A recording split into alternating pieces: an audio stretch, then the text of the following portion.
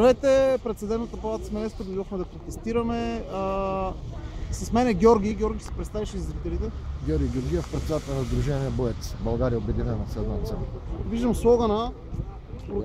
Истината е по-силна от страха, което е доста важно. Лично аз... Това е за днешния протест, обявен защита свободата на словото и срещу репресиите спрямо журналисти. Защо това е толкова важно?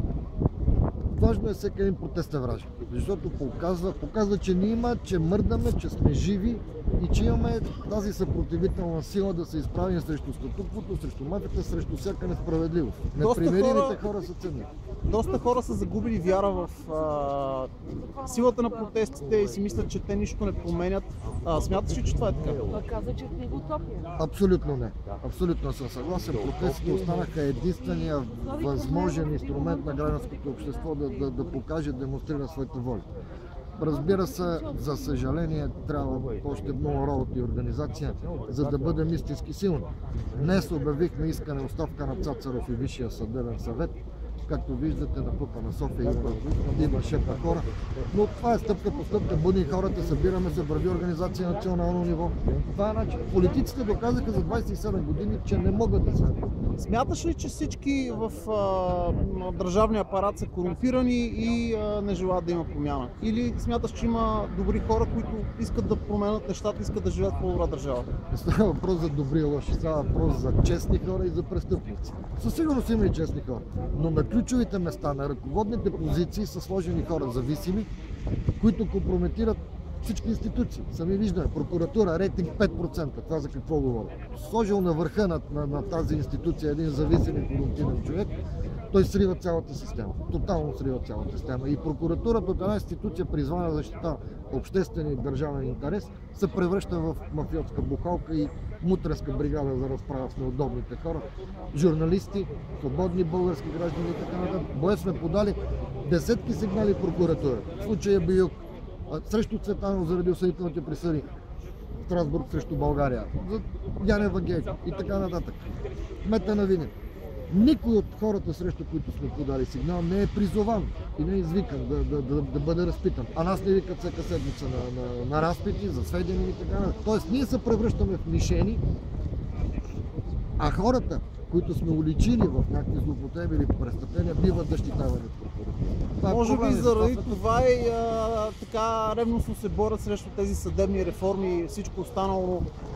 Идеята ми е, че ако има един човек в държавата, който иска да промени нещата, един глас нищо не прави. Обаче, когато този човек знае, че зад него има 10 000, 10 000 са много, 1000 човека, които са отвънка и викат негова подкрепа, съвсем различно усещането да отидеш и да поставиш твоите искания на масата, когато знаеш, че хората са за теб.